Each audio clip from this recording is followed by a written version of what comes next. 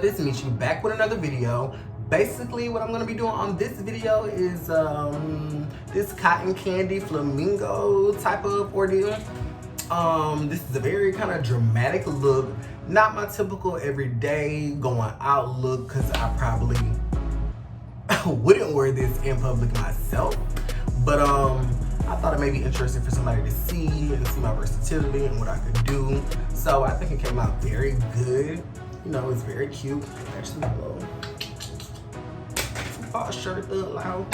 But you know, I think it's cute. It's gonna be like a get ready with me, like watch me do my makeup, basically speed through, learn. And if you want more in-depth tutorials and want me to like talk or do voiceovers, definitely some suggestions for new looks to do, and I'll try to do that in those. But I think this definitely shows versatility. You know, somebody else may want this look or may want to do this look or may want this look done on them.